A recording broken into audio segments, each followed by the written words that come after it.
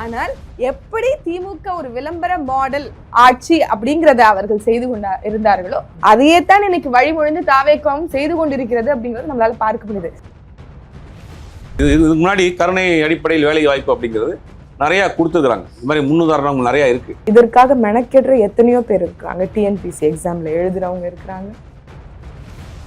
ஒரு நடிகரை போய் பார்த்து விட்டு அவர் செய்த தவறினால் இறந்த சிலருக்கு அவர் குடும்பத்திற்கு ஒரு அரசு வேலை அந்த நடிகர் கொடுக்கிறார் என்றால் இது எவ்வளவு பெரிய ஆபத்து.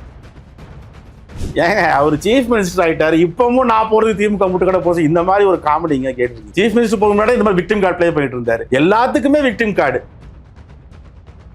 ஆட்சி பொறுப்பேற்று 50 நாள் ஆகுது சார். ஆனா கரூருக்கு இப்ப போக வேண்டிய அவசியம் என்ன சார்? அதுவும் விஜயபாஸ்கர் ராஜினாமா போனாலும் போலன்றீங்க. ஏன் போல சார்? போறது தப்பு இல்ல சார். 50 நாள் ஆச்சு கவர்மெண்ட் விஜயபாஸ்கர் ரிசைன் பண்ணிருக்காரு. இந்த நேரத்துல கரூர் இல்ல இது என்ன அடிப்படை? ஒண்ணுமும் இந்த வெற்றி அவர்களால் ஜீர்ணிச்சிட முடியல. பழைய கதையெல்லாம் பேசிட்டு இருக்கீங்க. உங்களுடைய ஆட்சி கீழே தானே இருக்கு. மரியாதைக்குரிய சகோதரர் விஜய் அவர்களுடைய கட்டுப்பாட்டுல தானே காவல்துறை இருக்கு. இப்ப நடவடிக்கை எடுக்கலாம்ல. யார் மேல எஃப்ஐஆர் போடணுமோ போடலாம்ல. அப்ப நியாயமா நீங்க என்ன பண்ணிருக்கணும்? தூத்துக்குடி துப்பாக்கி ஆலையில இறந்த மக்களினுடைய குடும்பத்தினருக்கு அரசு வேலையை முதல் கையெழுத்தா போட்டு கொடுத்துருக்கணும். பழசு பேசுறது கரூர் எல்லாம் பழசாக்குறாங்க. எப்படி பழசாக்க முடியும்? அத அந்த மரண ஓலம், அந்த ஒப்பாரி அந்த வீடுகள்ல இன்னும் போயிருக்காது.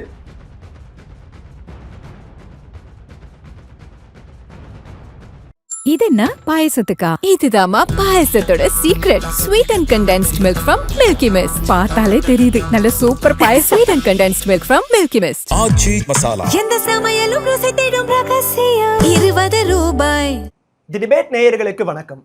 கரூர் துயர சம்பவம் நடந்து 9 மாதங்களுக்கு பிறகு முதலமைச்சராக விஜய் அவர்கள் பொறுப்பேற்ற பிறகு நாளைய தினம் கரூர் செல்லவும் இருக்காரு. இந்த பயணத்தின் போது மக்கள் நலத்திட்ட உதவிகள் வழங்குவது, கரூர் சம்பவத்தில் பாதிக்கப்பட்ட குடும்பங்களை நேரில் சந்திக்கவும் இருக்காங்க. அதே போல பாதிக்கப்பட்ட குடும்பத்தை சேர்ந்த 32 பேருக்கு அரசு வேலையும் வழங்க இருக்காங்க. அதற்கான ஆணைகளையும் நாளைய தினம் வழங்க இருக்காங்க.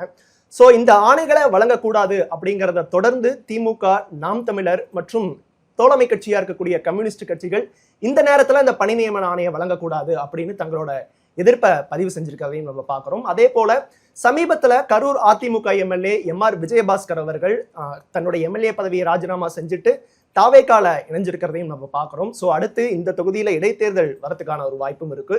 ஸோ இப்படி ஏற்பட்ட ஒரு சூழ்நிலையில முதலமைச்சருடைய இந்த கரூர் பயணம் இடைத்தேர்தலை நோக்கி குறிவைக்கப்பட்டு நகர்த்தப்படுதா அப்படிங்கிற கோணத்துல இன்றைய விவாத நிகழ்ச்சியை நம்ம கட்டமைச்சிருக்கோம். இந்த விவாத நிகழ்ச்சியில நம்ம கூட விருந்தினர்களா நாம் தமிழர் கட்சியிலிருந்து ஃபர்ஹானா அவர்கள் இணைந்திருக்காங்க. வணக்கம் மேம். மற்றும் பத்திரிகையாளர் சுபேர் அவர்கள். வணக்கம் சார். விரைவில் திமுகவில் இருந்து சஃபி சுலைமான் அவர்களும் நம்மளோட இந்த அமர்வுல இணைய இருக்காங்க. முதல்ல ஃபர்ஹானா மேம், உங்ககிட்ட இருந்து தொடங்கணும்னு நினைக்கிறேன். என்னுடைய ஒரு கட்சி நிகழ்வுல நடந்த ஒரு துயர சம்பவம். இப்ப நான் முதலமைச்சரா பொறுப்பேற்றுட்டேன். என்னோட சக்திக்குட்பட்டு அந்த மக்களுக்கு என்ன ஒரு விஷயத்த செய்ய முடியுமோ அதுக்காக நான் கரூருக்கு போறேன், இதை செய்யறேன், இதுல என்ன தப்பு இருக்கு அப்படிங்கிறது பொதுவா கரூர் பயணத்திற்கு குறித்து வைக்கக்கூடிய ஒரு விமர்சனமா இருக்கு. உங்களுடைய முதற்கட்ட பார்வை? இல்ல, இது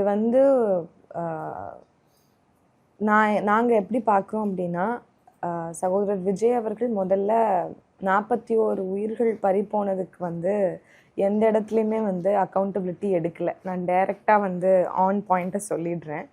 ஆனால் மறைமுகமாக சூசகமாக அவங்க போய் சந்திச்சதா இருக்கட்டும், அதாவது பல அரசியல் கட்சிகள் கொடுத்த நெருக்கடியின் பேர்ல அவங்கள வரவழைச்சு இங்க கூட்டிட்டு சந்திச்சதா இருக்கட்டும், அவங்களுக்கு கட்சியினுடைய சார்புல அந்த நிவாரண தொகை கொடுத்ததாக இருக்கட்டும், 20 லட்சம் ரூபான்னு நினைக்கிறேன் ஒரு கட்சியின் சார்புல. அதே மாதிரி கடந்த திராவிட முன்னேற்ற கழகத்தினுடைய ஆட்சி சார்புலையும் 10 லட்சம் ரூபாய் துயர் துடைப்பு நிதி எல்லாம் கொடுக்கப்பட்டது.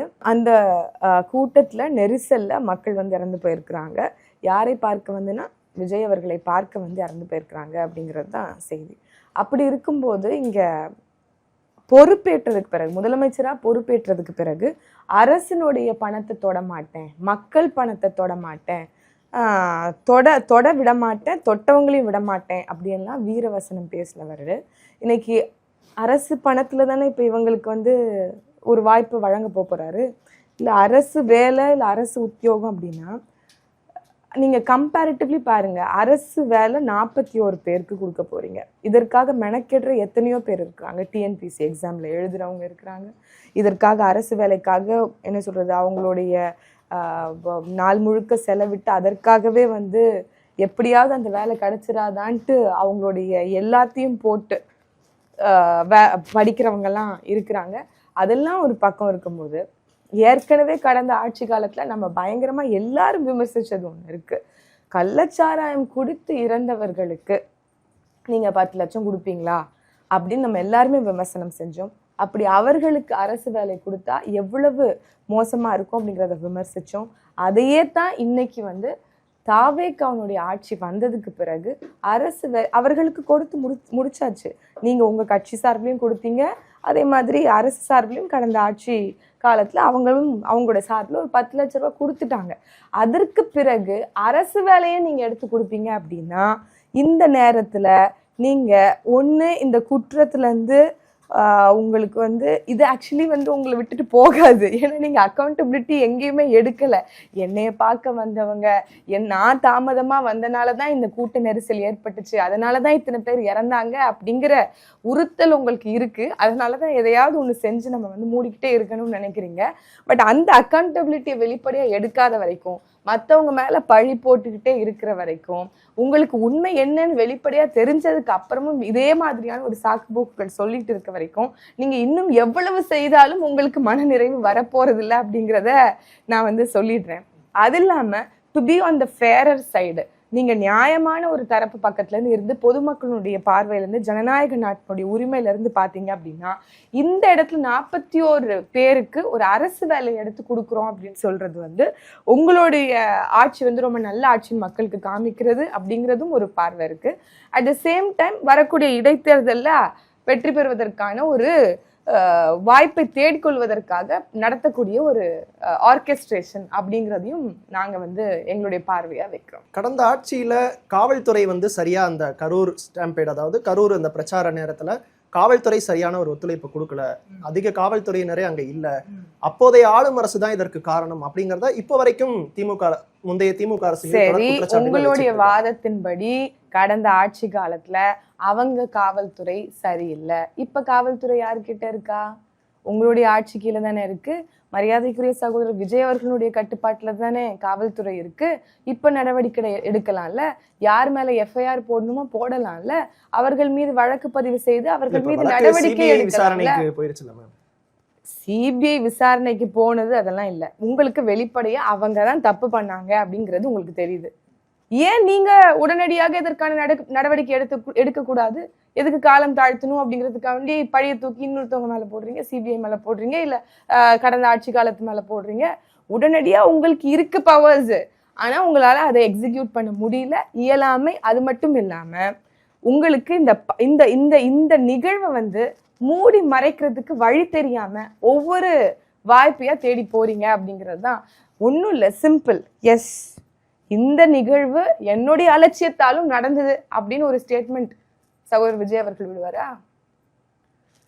அதுதான் இங்க தேவைப்படுது. ஸோ இங்க 41 உயிர்கள் வந்து போயிருக்குன்னா அதற்கு முக்கிய காரணம், முதல் காரணம் சகோதரர் விஜய் அவர்களுடைய அலட்சியம் தான். அன்னைக்கு அவருடைய தாமதம் தான். அன்னைக்கு எல்லாரும் ஓடி ஒளிஞ்சிக்கிட்டாங்களே ஏன்னு இன்னைக்கு கேட்க முடியுமா? ஏன்னா விசாரணையில இதெல்லாம் வரும், கேட்குவாங்க, கட்டாயம் கேட்பாங்க. அன்னைக்கு நிர்மல்குமார் அவர்கள் வந்து பார்த்தாரா? ராஜ்மோகன் அவர்கள் வந்து பார்த்தாரா? இல்ல யாராவது அவங்க கட்சியை சார்ந்தவர்கள் எங்களை சந்திக்க வேணாம், நீங்க கரூர்ல இருந்து போயிடுங்கன்னு தான் எங்களுக்கு ஆலோசனை கொடுக்கப்பட்டது அப்படின்னு பின்னாட்கள்ல சொன்னாங்களா? அதே போலீஸ்காரங்க வந்துட வேணாம் போயிருங்கன்னு கூட தான் சொன்னாங்கன்னு இருக்குல்ல. அதை எடுத்து விசாரிச்சாங்கன்னா போய்கிட்டே இருக்கும். இங்க வந்துடாதீங்க, ரொம்ப கூட்டமா இருக்கு, போயிருங்க அப்படின்னு காவல்துறை சொன்னதாகவும் செய்திகள் இருக்குல்ல, எஃப்ஐஆர்ல இருக்குல்ல. அப்ப நீங்க வந்து மீண்டும் மீண்டும் உங்களுடைய தவறை மறைப்பதற்காக எத்தனையோ வழிகளை, சூட்சமங்களை கையாளுறீங்க. ஆனால் அது ஒருபோதும் உங்களுக்கான விடையை தராதுன்னு சொல்றது. பழமொழியெல்லாம் சொல்லுவாங்கல்ல, இந்த பேர் உங்களை விடாது அப்படின்னு. நீங்கள் உங்களுடைய மனசாட்சிக்கு இது என்னால் நடந்த தவறுன்னு ஒப்புக்கொள்ற வரைக்கும் இது உங்களை சுத்தி கொண்டேதான் இருக்கும் அப்படிங்கறதுதான் உண்மை. விஜய் அவர்களோட இந்த கரூர் பயணத்தை ஒரு அரசுமுறை பயணமா நம்ம பார்க்கலாமா, இல்ல இடைத்தேர்தல் இந்த கரூர் சம்பவத்திற்கான ஒரு காம்பன்சேட் செய்யறதுக்கான ஒரு முன்னெடுப்பா நம்ம பார்க்கலாம்? இது அரசுமுறை பயணம் தான். முதல்ல அரசுமுறை பயணமா அங்க போறாரு. அங்க சில அரசாங்க திட்டங்களை தொடங்கி வைக்கிறார். அதோடு சேர்த்து ஒன்றும் இது வரைக்கும் அதிகாரப்பூர்வமாக அந்த 37 பேர் அரசு வேலை கொடுக்கறதாக செய்திகளாக தான் வந்துட்டு இருக்கு. ஒன்றும் அதிகாரப்பூர்வமாக இது வரைக்கும் இப்போ வரைக்கும் வரல. இது வந்து செய்திகளாக இருக்குது. அது கொடுக்க போகிறாங்களா என்னங்கிறது ஒன்றும் முடிவு பண்ணல, தெரியல.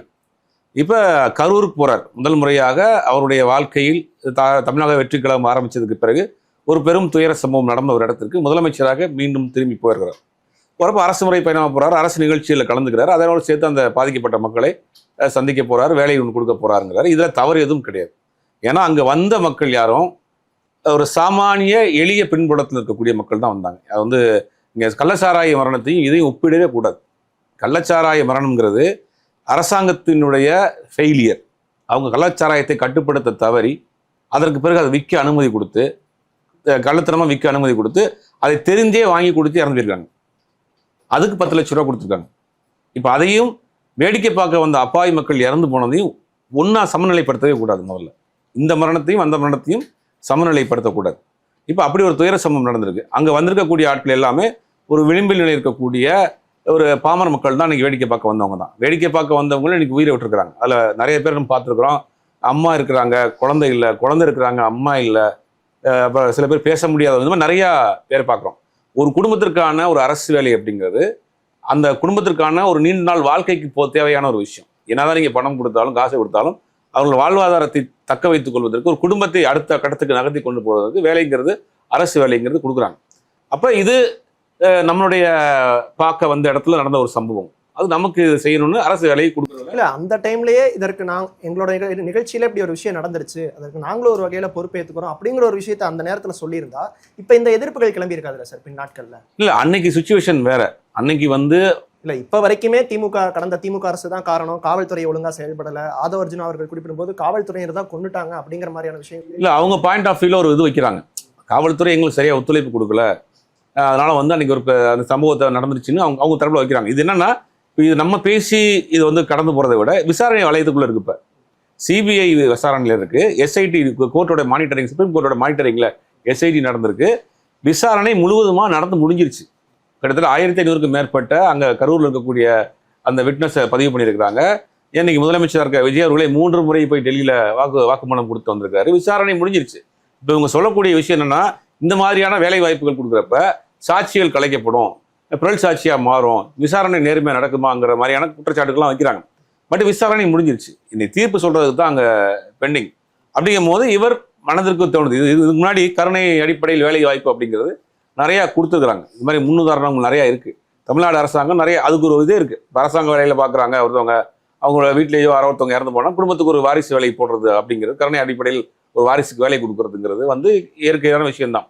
அப்போ இந்த அரசாங்கம், புதிய அரசாங்கம் வந்த பிறகு அதை ஒரு ஸ்பெஷல் கேர் எடுத்து அதை பண்ணுறாங்க. அந்த 34 பேருக்கு வேலை வாய்ப்பு.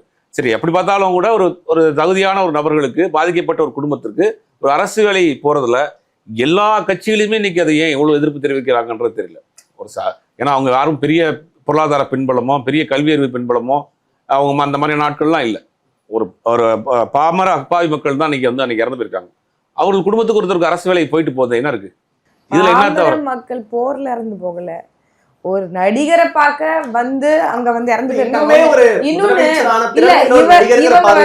சமநிலையில வச்சு முதல்ல சகோதரர் விஜய் அவர்கள் அவருடைய என்ன சொல்றது, ஒரு பாலிட்டிஷியன், ஒரு அரசியல்வாதி, இல்லை ஒரு அரசியல் தலைவர், ஒரு முதல்வர் அப்படிங்கறது அவர் உணரணும். அதுக்கப்புறம் நீங்க எனக்கு சொல்லலாம். அண்ணன் சொன்னாங்க சமநிலையில வச்சு பார்க்கக்கூடாது. யாரும் இங்க சமநிலையில வச்சு பார்க்கல. எப்படி திமுக அரசை பயங்கரமா எல்லாரும் கண்டித்தார்களோ, 10 லட்ச ரூபாயை கள்ளச்சாராயம் கொடுத்து இறந்தவர்களுக்கு கொடுத்தது தவறுன்னு அவன் கொழுப்பெடுத்து போய் குடிச்சா நீ எப்படி கொடுப்ப அரசு காசை, மக்கள் பணத்தைன்னு எல்லாரும் கண்டிச்சோம். அப்படித்தான் அவங்க ஆட்சியில இருக்கும் போது செஞ்சாங்க, இவங்க ஆட்சிக்கு வந்தோன்னு செய்யறாங்க. என்ன வித்தியாசம்னு கேட்கிறோம். அதனால சமநிலையில படுத்தி பார்க்கல.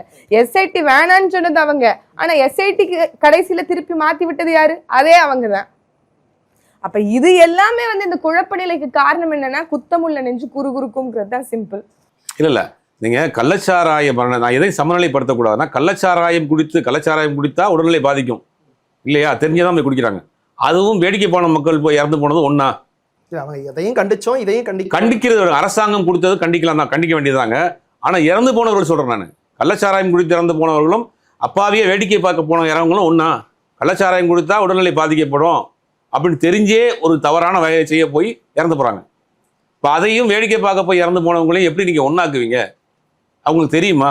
வேடிக்கை பார்க்க போறோம், வேடிக்கை பார்த்து வீட்டுக்கு வந்தாலும் அடிச்சு போயிருப்பாங்க. அவங்க இறந்து போவோம் யாருக்காவது தெரியுமா? இல்லை அன்னைக்கு அங்கே என்ன நடந்துச்சு அப்படிங்கிறது அது வேற விஷயம், அது விசாரணை வளையத்துக்குள்ள இருக்கு. அது நம்ம டீப்பாக போகவும் வேண்டாம். அது என்ன முடிவு வரப்போகுதுங்கிறது தெரியும், யார் காரணம்ங்கிறது. இப்போ மனிதாபிமான அடிப்படையில் தன்னை பார்க்க வந்த ஒரு 41 பேர் இறந்துருக்கிறாங்க அடிப்படையில், கருணை அடிப்படையில் அரசாங்கத்தினுடைய விதிகளுக்கு உட்பட்டு ஆல்ரெடி கருணை அடிப்படையில் வேலை போட்டிருக்காங்க. நிறைய பேருக்கு முன்னாடி உள்ள ஆட்சியெல்லாம் போட்டுருக்காங்க. அதன் அடிப்படையில் போகிறாங்க. ஒரு ஏழ்மை நிலையில விளிம்புறையில் இருக்கக்கூடிய ஒரு பாமரமா ஒரு குடும்பத்துக்கு ஒரு அரசு வேலை போறதுக்கு ஏன் இவ்வளவு தடுக்கணும்? அப்ப என்னன்னா இது பொலிட்டிக்கல் கெயின் வந்துரும் இவங்களுக்கு. ஒரு பொலிட்டிக்கல் கெயின் வந்துடணும். கெயினுக்காகத்தான் இது பண்றாங்கிறதா குற்றச்சாட்டு. இப்ப நம்ம என்ன கேக்குறோம்னா, ஆட்சி பொறுப்பேற்றோம்னா நீங்க தான் ரொம்ப தூய சக்தியாச்சு, நீங்க தான் வந்து நல்லது செய்யறதுக்காக தானே ஆட்சிக்கு வந்திருக்கீங்க, தீய சக்தி கிட்ட இருந்து விடுதலை பெறணும் மக்கள் அப்படின்னு தானே சொல்லி வந்திருக்கீங்க. அப்ப நியாயமா நீங்க என்ன பண்ணிருக்கணும்? தூத்துக்குடி துப்பாக்கி ஆலையில இறந்த மக்களினுடைய குடும்பத்தினருக்கு அரசு வேலையை முதல் கையெழுத்தா போட்டு கொடுத்துருக்கணும்.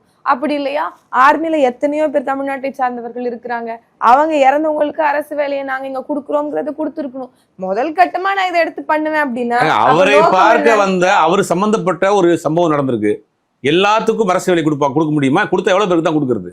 அப்ப அவர் சம்பந்தப்பட்ட அத வந்து நம்ம சரின்னு தவறுன்னு சொல்ற மாதிரி இருக்கும்ல சார். அந்த நிகழ்வுகளுக்கு அவங்களுக்கு ஒரு அதுக்கு உண்டான நிவாரணம் தவறுன்னு நான் சொல்லல. அப்படி எல்லாத்துக்குமே கொடுக்க முடியாதுல்ல, எல்லாத்துக்கும் அரசு வேலை எப்படி கொடுக்க முடியும்? அப்ப இவர் சம்பந்தப்பட்ட ஒரு நிகழ்ச்சியில ஒரு இவர் போன ஒரு நிகழ்ச்சி நடந்திருக்கு, அதனால அவருக்கு அவங்களுக்கு ஏதாவது செய்யணும்னு நினைக்கிறார்.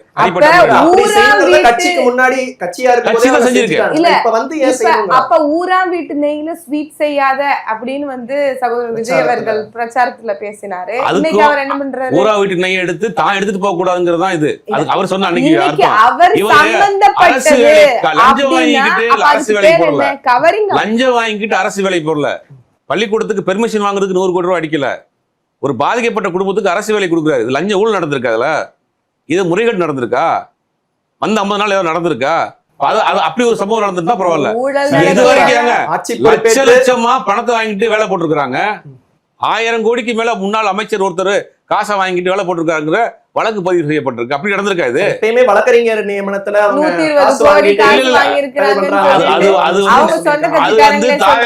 மாவட்ட செயலாளர், தேனி மாவட்ட செயலாளர் ஒரு குற்றச்சாட்டு வைக்கிறாங்க. அந்த இது முடிஞ்சது.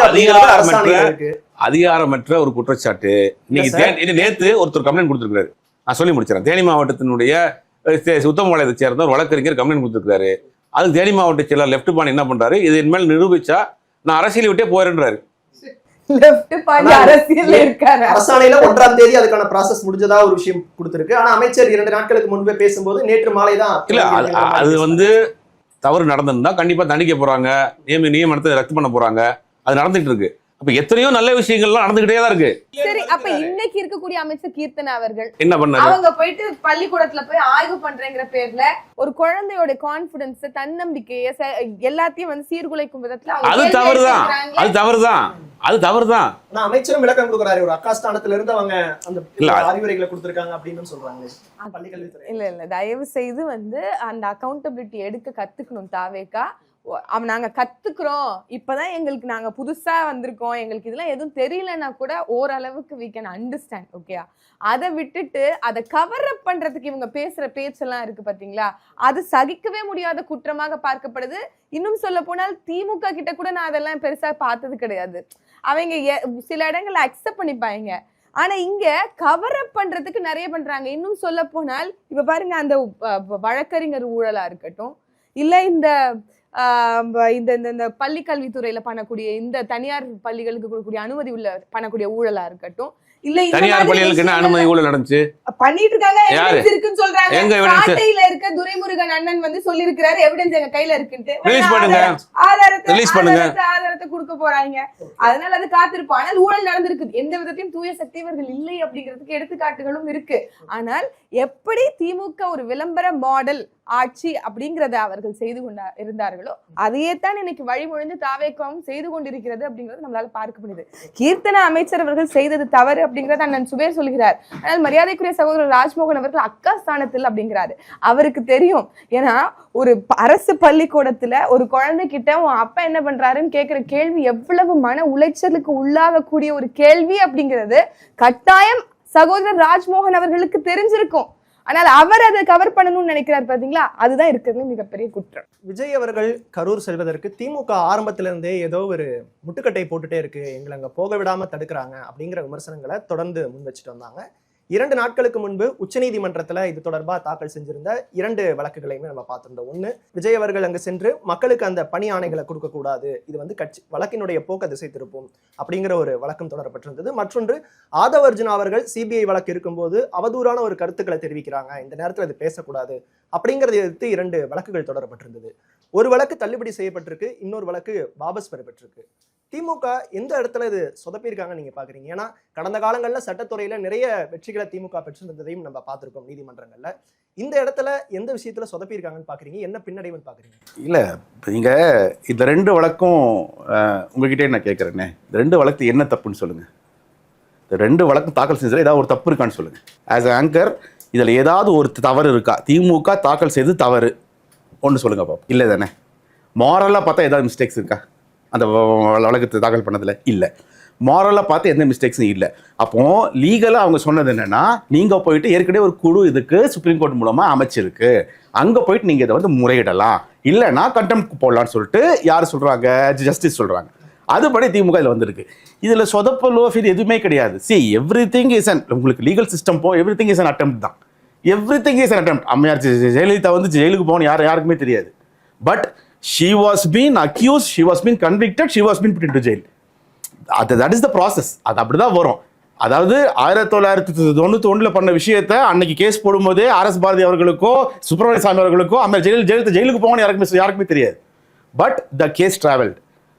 புரியுதுங்களா? இப்படிதான் போகும், இது லீகல் சிஸ்டம் இப்படிதான் போகுமே தவிர நாம எடுத்துக்கொண்டு போய் அங்க முறையிட்ட டேபிள் மேல பிளேஸ் பண்ண விஷயம் தப்பா இல்லையா தான் பார்க்கணும். டேபிள் மேல பிளேஸ் பண்ண விஷயம் தப்பு கிடையாது.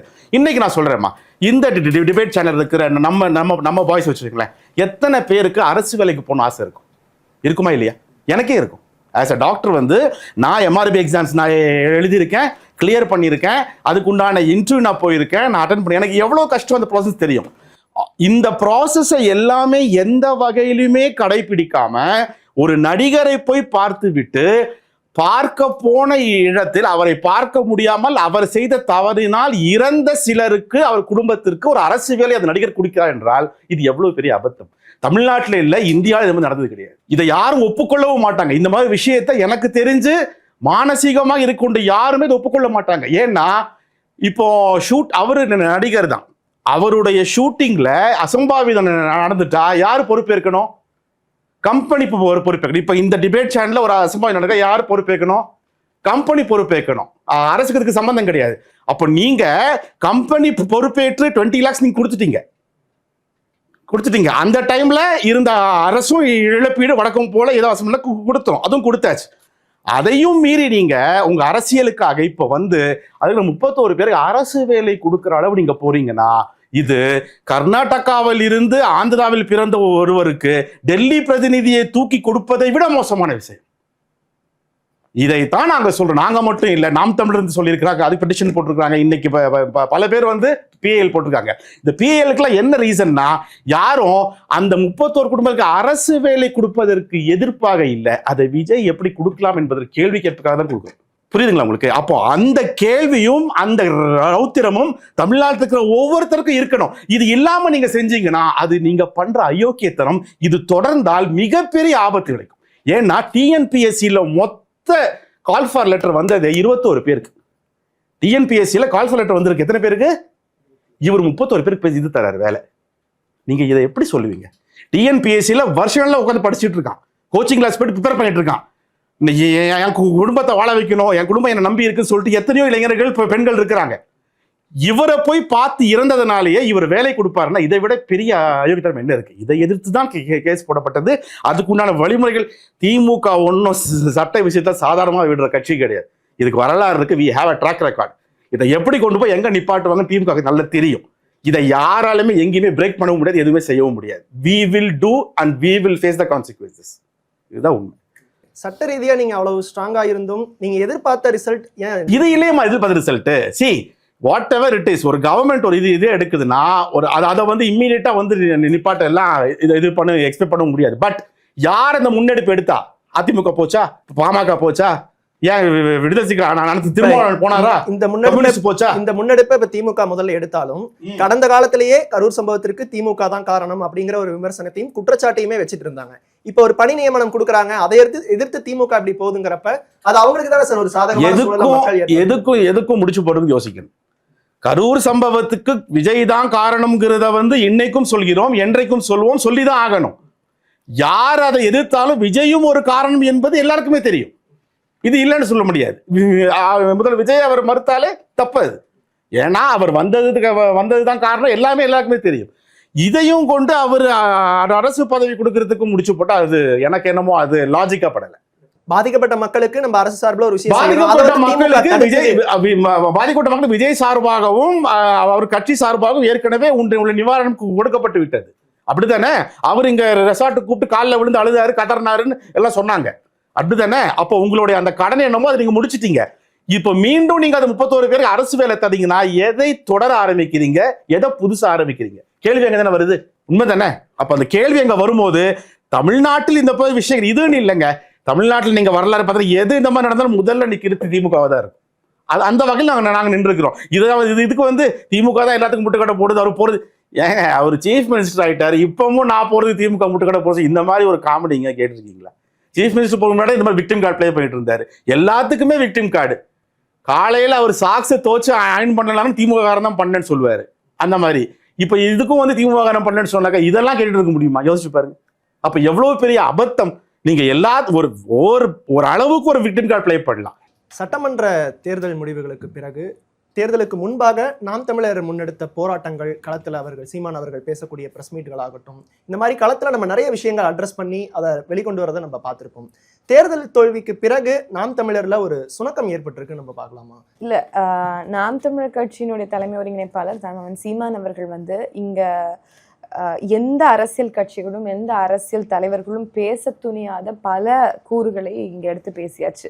நீங்க அது எல்லாத்தையும் நீங்க வந்து நாங்க ஆவணப்படமா ஆக்கி என்ன சொல்றது, நான் இந்த கடந்த தேர்தலில் வந்து நம்ம அதை ஒரு வரைவறிக்கையா கையில ஏடுகளா கொடுத்தது மட்டும் இல்லாம காட்சி படங்களாவும் நம்ம எடுத்து அதை வந்து காண்பிச்சோம். 8% 4% வாக்கு குறைந்திருக்கிறதுனால நடவடிக்கைகள் சுணக்கமா இருக்கா? இல்ல, அதுதான் நான் சொல்ல வரேன். இன்னும் எப்போதும் ஊடகங்கள் எப்படி எங்களை மூடி மறைக்கின்றதோ, எப்படி எங்களை காண்பிக்காமலே இருக்கின்றதோ, அதைத்தான் இன்னைக்கும் கையாளுது. நாங்கள் எந்த இடத்துலயுமே வந்து சோர்ந்து போகல.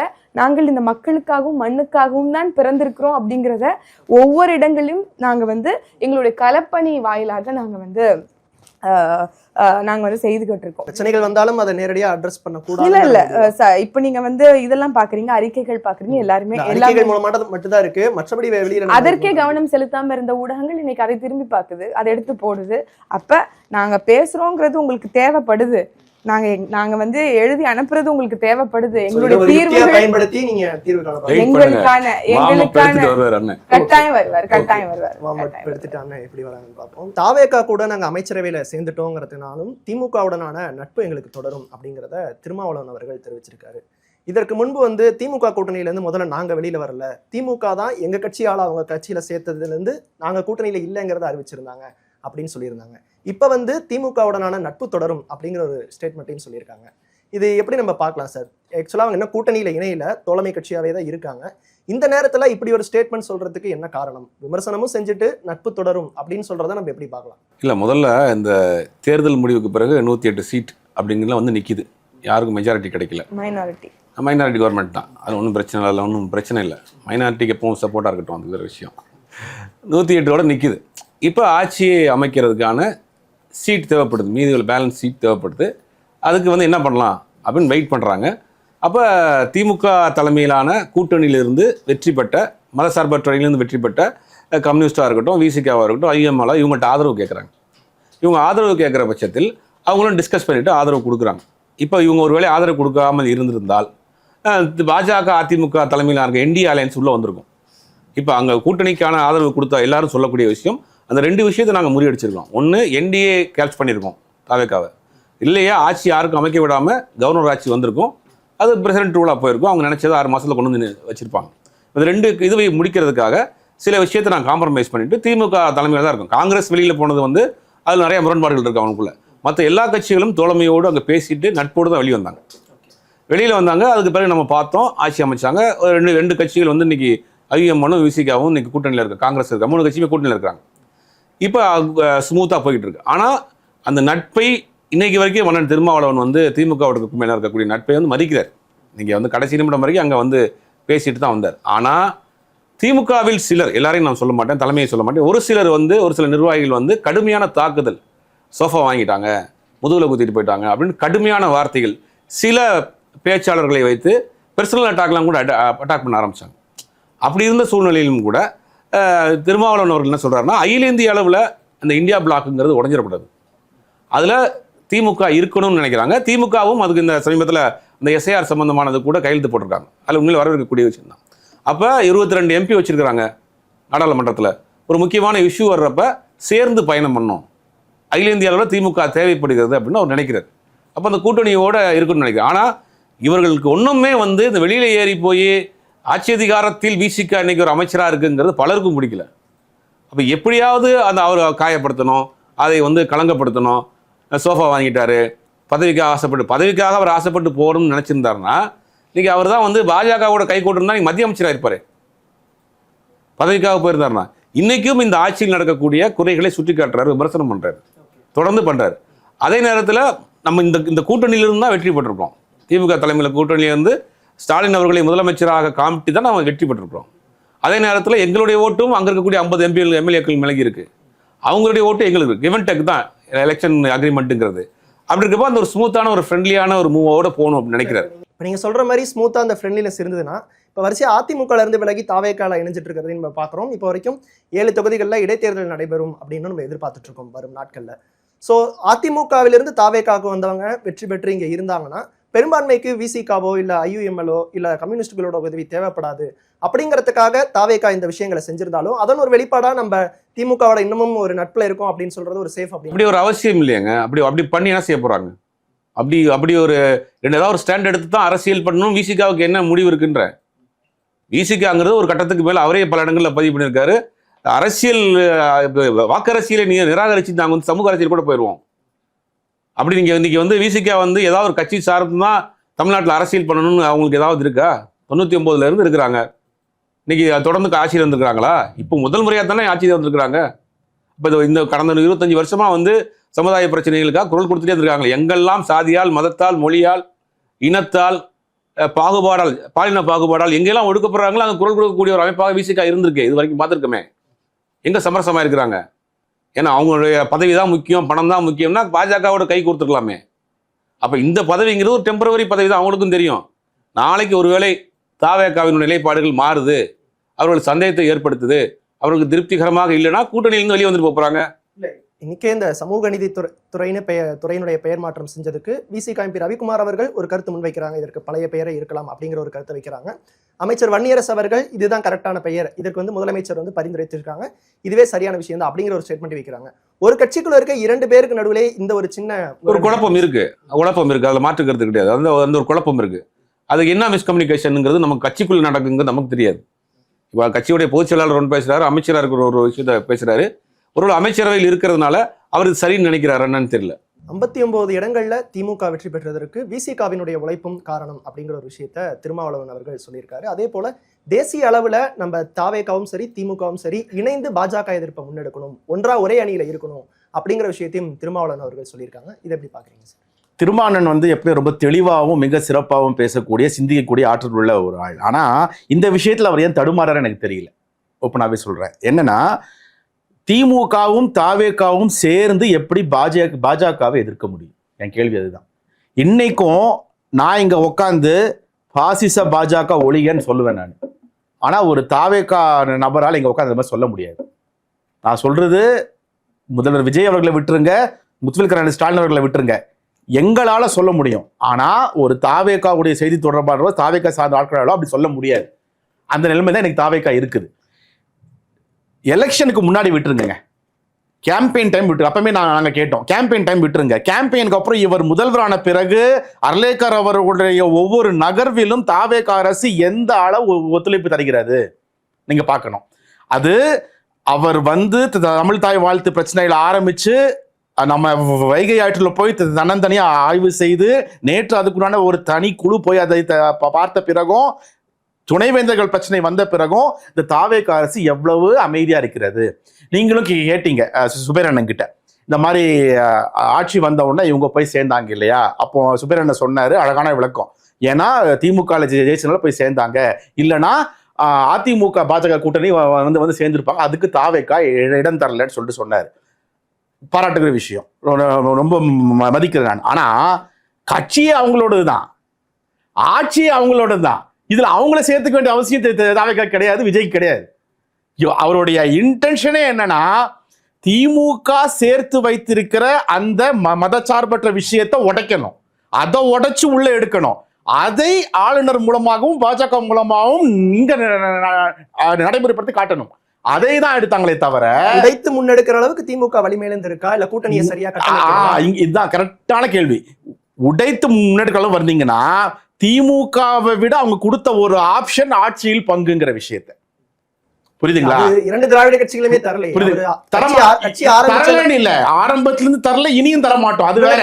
தாவேக கட்சி ஆரம்பிச்சோடனே அவங்க சொன்ன முதல் இது அதுதான். எஸ், நான் நேத்து கூட இதை நான் சொன்ன ஒரு விஷயத்துல தாவேக அப்படி செய்யல. ஆக்சுவலா நீங்க சொன்ன மாதிரி தாவேக செய்யல. தாவேக கொடுத்த வாக்குறுதி தாவேக காப்பாற்றவில்லை.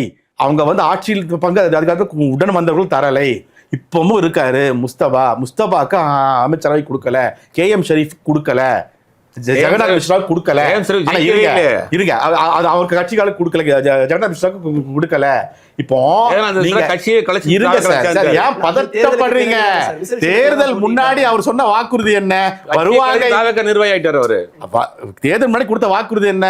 வருவாங்க இல்லையா, தரணும் இல்லையா, நம்மளை நம்பி வந்துருவாங்க. எலெக்ஷன் முன்னாடி வந்தார் இல்லையா முஸ்தபா? எனக்கு தெரிந்து நேற்று கூட இதான் பேசினா, இன்னைக்கும் நாளைக்கும் பேசுவேன். கரூர் விஷயம் அவங்களுக்கு தெரியும். கரூர் விஷயத்தை முடிச்ச உடனே 1.5 மாசம் எல்லாம் பங்கருக்குள்ள போயிட்டாங்க. தாவேகாவோட ஒரு செய்தி தொடர்பாளர், பொதுச் செயலாளர் உள்பட பங்கருக்குள்ள 1.5 மாசம் இருந்தாங்க. ஒருத்தர் வெளியே இல்லைங்க. வெளியே வந்து பேசின ஒரே ஆள் முஸ்தபாவும் தமிழ் இளைஞர் கட்சின்னு ஒரு கட்சியில ஒரு 4 இவங்களை தவிர தாவேகால இருந்து ஒருத்தர் கூட வெளியே இல்லை. பொதுச் செயலாளர் எங்க இருந்தாரு கேளுங்க, 1.5 மாசம். அந்த ஒவ்வொரு செய்தி தொடர்பு எங்க இருந்தாலும் கேளுங்க, 1.5 மாசம் ஒருத்தர் வரல. பட் அவ்வளவு சின்சியரா பண்ண ஆளை நீங்க ஏமாத்திருக்கீங்க. அப்ப உங்களை நம்பி வந்தவங்களுக்கு நீங்க ஆட்சியில பங்கு கொடுக்கல, நேரடியா குற்றம் சாட்டுறேன். அப்ப நீங்க யாருக்கு கொடுத்திருக்கிறீங்க? ஸ்டாலின் தான் ஜெயிக்கணும், முத்துவேல் கருணாநிதி ஸ்டாலின் தான் சிஎம் ஆனோன்னு ஊரா போய் வாக்கு கேட்டு ஜெயித்து வந்தவர்களுக்கு நீங்க பங்கு கொடுத்திருக்கீங்க. எந்த வகையில் இது நியாயம்?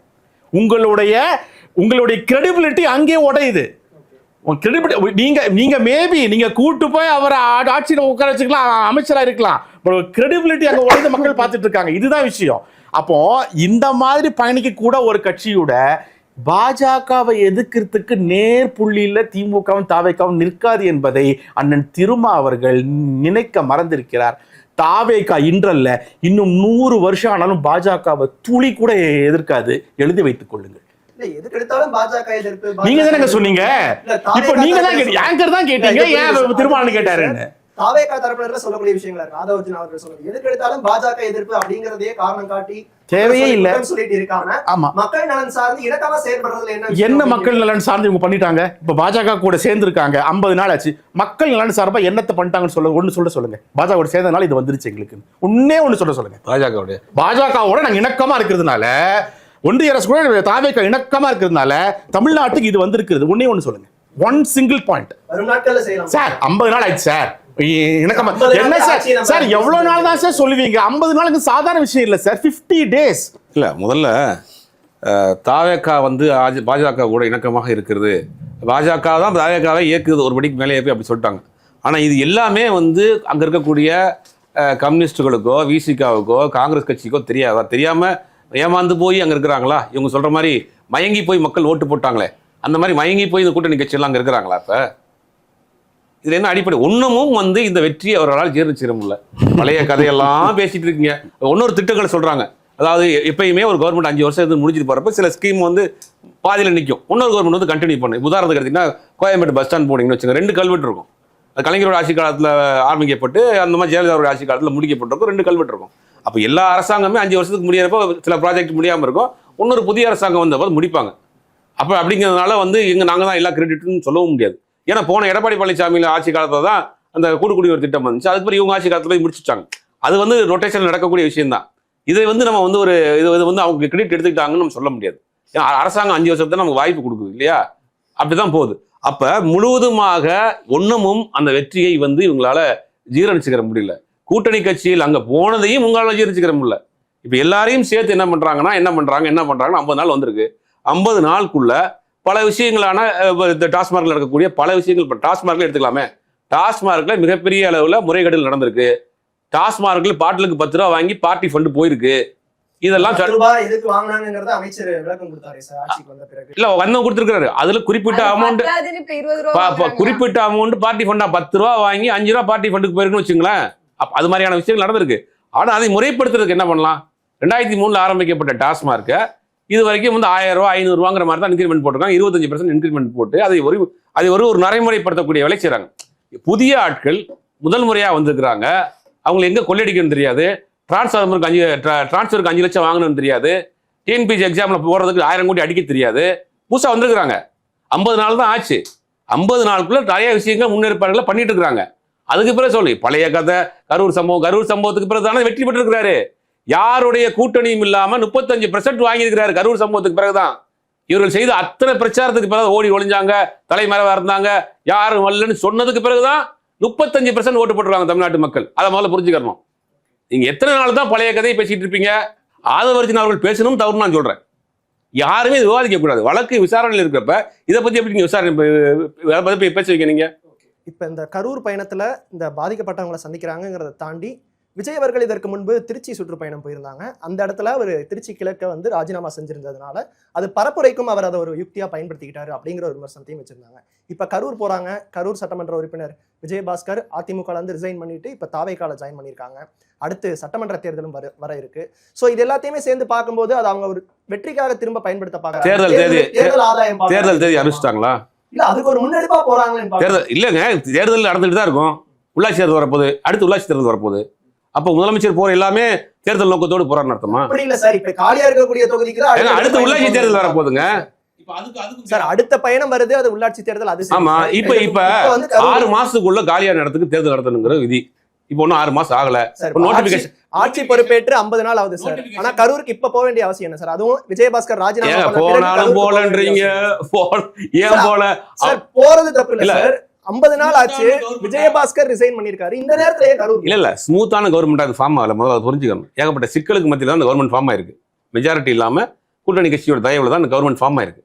அதுக்கு பிறகு ஃபார்மாலிட்டிஸ் எல்லாம் முடிச்சதுக்கு பிறகு நீ கரூருக்கு போறாரு. அது அரசு பயணமா போறாரு. அங்க சில திட்டங்களை தொடங்கி வைக்கிறாரு. ஒன்னும் தேர்தல் தேதி அறிவிக்கல. தேர்தல் தொடர்ந்து இருக்கு. இன்னும் 1 வருஷம் தேர்தல் இருக்கு. இடைத்தேர்தல் இருக்கு, உள்ளாட்சி தேர்தல் இருக்கு.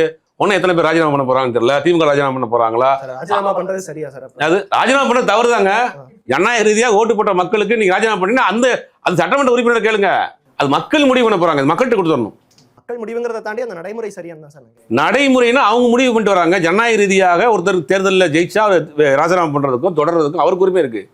ஓட்டு போடலாமா வேணாமான்னு மக்களுக்கு ஒரு முதலமைச்சரே அதை சொன்னாருன்னு வைகோ அவர்கள் சொல்றாருல சார். நீங்க ரிசைன் பண்ணிட்டு வந்தீங்கன்னா நான் உங்களுக்காக பிரச்சாரம் பண்ணி ஜெயிக்க வைக்கிறேன் அப்படின்னு முதலமைச்சர் சொன்னாருன்னு வைகோ அவர்கள். ரிசைன் பண்ணிட்டு வந்தா நான் வந்து அவங்க பிரச்சாரம் பண்றேன்னு சொன்னாரா? ரிசைன் பண்ணிட்டு வாங்கன்னு சொன்னாரா?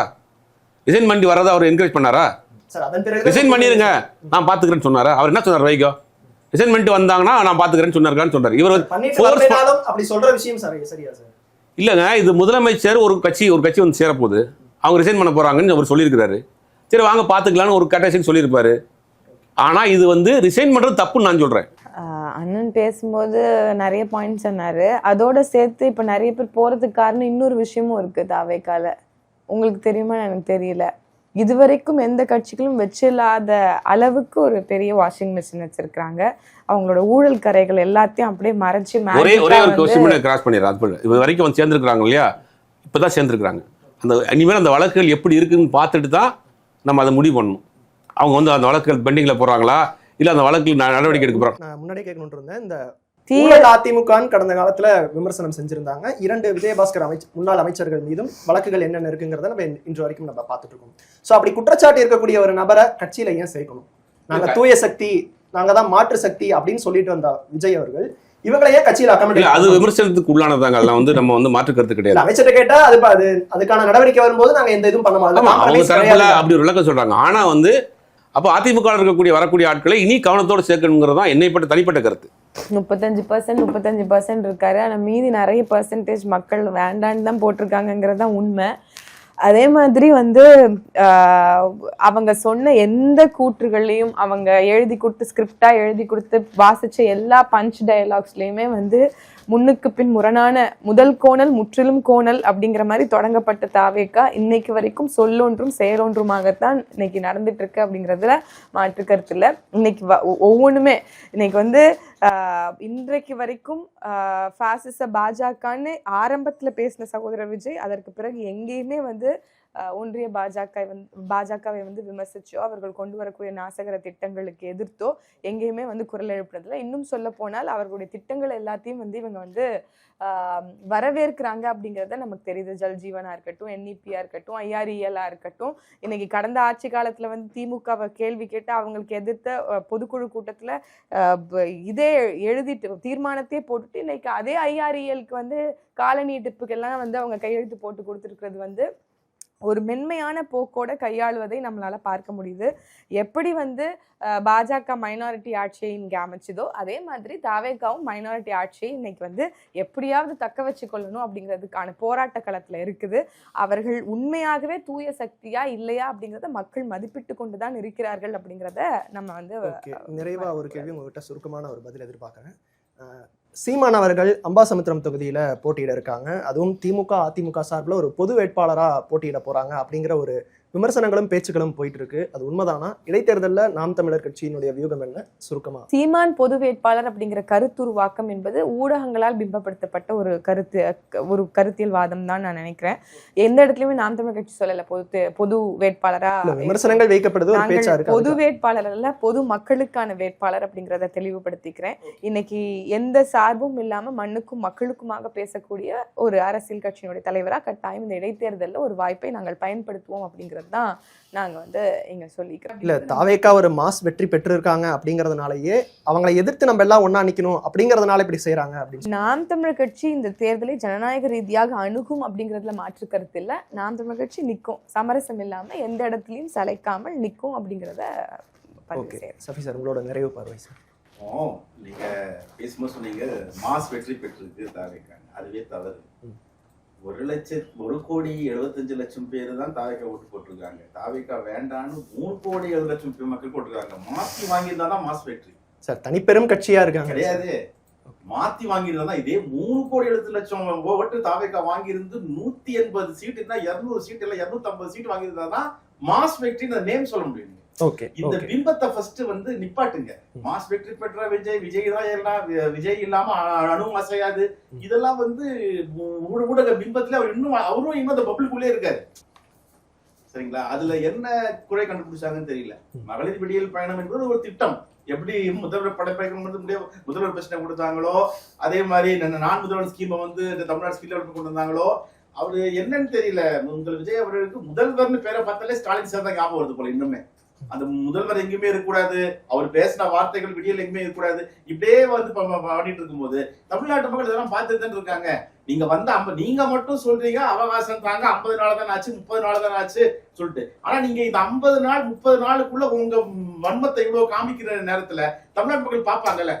அப்படி என்னதான் திருவாளர் CM விஜய் அவர்களுக்கும் ஸ்டாலின் அவர்களுக்கும் என்னதான் வாய்க்கா வரப்பு சட்டன் மக்கள் பார்ப்பாங்கல்ல. அவர் கொண்டு வரதெல்லாம் நீங்க இந்த மாதிரி எதிர்க்கிறதுக்கும் அவருடைய வாசகங்கள்லாம் நீங்க மாத்துறதுக்கும் அவர் கொண்ட திட்டங்கள் பேரெல்லாம் மாத்துறதுக்கும் உங்களுக்கு என்ன உள்நோக்கம் அது மக்கள் பார்த்து இருக்காங்க. ஏன்னா எம்ஜிஆர் அவர்கள் கலைஞர் அவர்கள் விஷயம் வேற, நம்ம ஜெயலலிதா கலைஞர் அவர்கள் விஷயம் வேற, ஸ்டாலின் அவர்களுக்கு எடப்பாடி அவர்களுக்குமே அது நீர்த்து போச்சு. இப்ப இவர் புதுசா ஒண்ணு உள்ள புகுத்தி அவருக்கு எதிராக இவ்வளவு பெரிய பிம்பத்தை இவர் கட்டமைச்சு இவராவே ஒரு புது இதை கொண்டு வரதுக்கான காரணம் மக்கள் யோசிச்சுட்டு இருக்காங்கல்ல. நீங்க என்ன இப்போ சுபேரன் கூட பேசும்போது சொல்லிட்டு போனாரு அதுல ஊழல் இதுல ஊழல்னு. ரூபாய் டாஸ்மாக்ன்றாரு.